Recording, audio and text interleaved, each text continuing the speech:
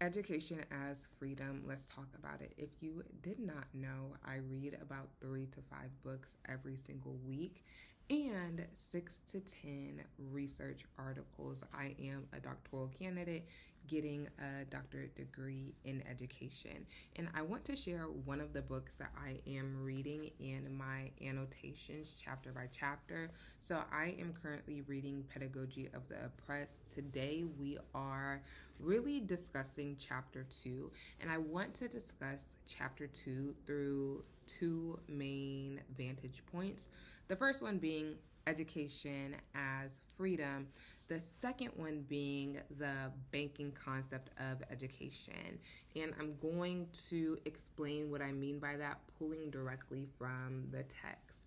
In the banking concept of education, knowledge is a gift bestowed by those who are considered knowledgeable upon those who know nothing, right? And so to put a visualization into this, there is the teacher in the classroom. That is a person who is deemed knowledgeable. The students are considered those who know nothing about the subject or just know nothing. And so the students, rather than being sponges, they are containers. So I am depositing information into the student. Now, let's speak about why that is a problem through this model of education. It is because students aren't really able to pose questions or ask questions. And in chapter 2, we talk about problem posing and also the importance of authentic thinking. When you are operating on this system of depositing knowledge and students aren't really able to question or ask why, you also have to understand that now creates a power dynamic, and a power dynamic where there is no true free thinking. There is no true liberation of self. It's kind of like this subordinates. You just do what I say because I said so. And I think this is where people are talking about like the indoctrination of education, because there's no questioning of the information that is being learned. It's kind of just like a robot system. You do as I say. And in that model of education, there's also potential deposits of implicit biases or any type of isms, right? And also, when we're thinking about this through the lens of oppression in marginalized groups, and then you throw in this power dynamic and this dominance, you can see how trouble gets to brewing. And when we're understanding education through the lens of liberation, that requires people to have dialogue, that requires people to ask questions, that requires people to have the sense of experiential learning where you're learning by doing, right? And so there's also in this chapter references authentic liberation, the process of humanizing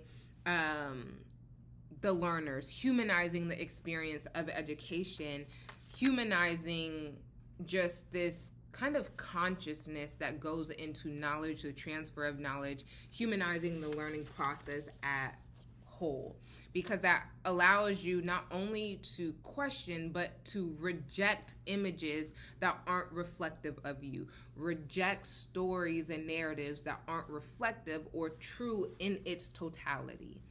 And that rejection requires dialogue, going back to the importance of language, going back to the importance of dialectic exchange. I also highlighted in here, and this is a direct quote, that education as a practice of freedom opposes education as a practice of domination, because it requires you to also understand that there are multiple realities that are existing at once, and everybody's space deserves to be heard. And the banking model of education rejects and resists dialogue, and that is really important to understand. And ultimately, this is going to pursue the whole humanity and humility of not only one's learning experience, but also of one's life. And what does that look like? And so when we're able to ask why, when we're able to pose questions, when we're able to think authentically and learn through a lens of liberation, we're able to see beyond our circumstance, see beyond our reality, and also invite other voices, other spaces, other people into the room. And it also creates what? Solidarity. Right? And solidarity is something that cannot be done in an individual sense. You need community. You need this act of communion.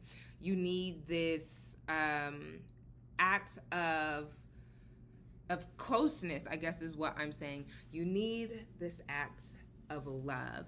Now we're starting to understand education through the lens of love, and not love solely from a romantic sense. I'm challenging you to think about love in its totality and in its duality when it comes to navigating life. Because again, the goal of education is not solely in the classroom. The goal of education is to live a self-sustaining life, to help you be able to think critically, not only in the terms of like history or technology, science, mathematics, but also to think critically through the arts, through the humanities, and how you're interacting with people that don't come from the same reality or live the same reality of you.